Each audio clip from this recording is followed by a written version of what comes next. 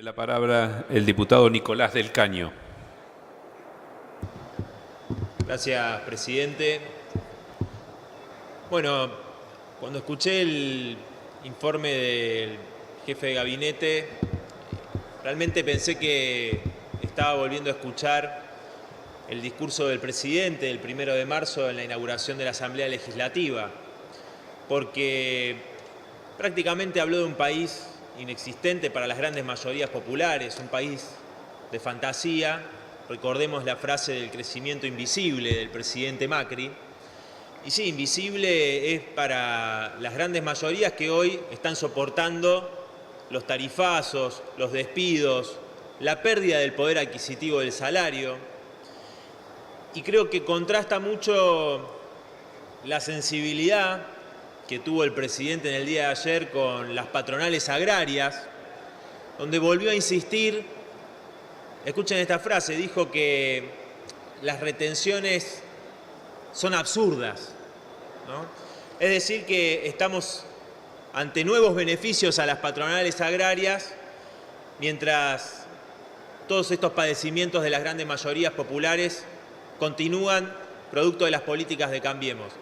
Me parece que, teniendo poco tiempo, quería focalizarme en la situación de los trabajadores del Hospital Posadas, los trabajadores del INTI, de FANASUL, de los trabajadores de la mina de Río Turbio, los trabajadores del Ingenio La Esperanza de Jujuy, trabajadoras y trabajadores de Ferrobaires. Digo porque son trabajadores que están enfrentando despidos, que son responsabilidad de este gobierno. En alguna de las respuestas, el jefe de gabinete, siguiendo esta sensibilidad hacia las empresas o hacia las patronales, y esta insensibilidad, por supuesto, para con los trabajadores y el pueblo, ratifica, por ejemplo, los despidos en el Hospital Posadas, diciendo que muchos trabajadores que estuvieron precarizados simplemente no se les renovó el contrato, o sea, niega que hubo despidos. Hay más de 120 trabajadoras y trabajadores despedidos. ¿Sabe, ministro? Usted habla del diálogo y hay trabajadoras que tienen enfermedades oncológicas y han sido despedidos. Hay trabajadores que tienen 20 años de antigüedad. Es decir, ¿cómo se puede sostener la salud pública, el único hospital público que depende de la nación, como el Hospital Posadas, despidiendo a sus trabajadores? Enfermeras, bueno, una situación por muchos conocida. Entonces, la verdad que vemos esa sensibilidad en su respuesta, ¿no?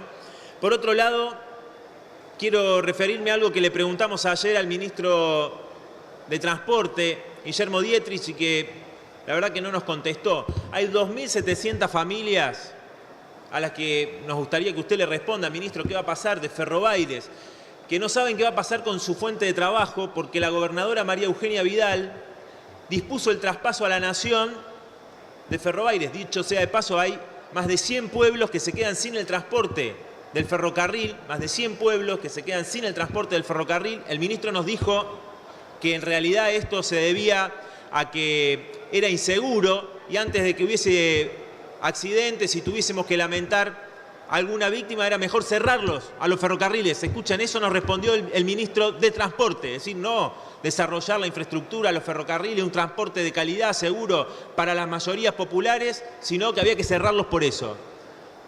¿Qué va a pasar con esas 2.700 familias trabajadoras? Muchas de ellas son jefas de hogar, ahora que tanto hablan y de repente tanto les importa la igualdad de género. ¿Qué va a pasar con todas esas compañeras que son jefas de hogar? Queríamos que nos respondiera, que nos responda, por favor, y que le responda a estas familias, no a nosotros. Por otro lado, quería hacer referencia, usted habló del INTI y en un informe el periodista Jorge Lanata dijo que había 100 personas que fueron designadas en el INTI por sus autoridades con sueldos abultados, mientras usted acaba de justificar que según una investigación, un estudio y un análisis exhaustivo durante 2 años, llegaron a la conclusión que en el INTI había que despedir a 250 técnicos y profesionales, mientras se nombran a 100 personas que no se sabe si tienen la calificación para estar allí, que son nombradas por las propias autoridades, con sueldos abultados. Reitero, una investigación que dio a conocer el periodista Jorge Lanata. Y por otro lado, quería preguntarle si usted cree verdaderamente, señor ministro, porque usted dijo que no se había perdido poder adquisitivo del salario. Bueno, eso es falso. En los últimos años se ha perdido poder adquisitivo del salario de los trabajadores.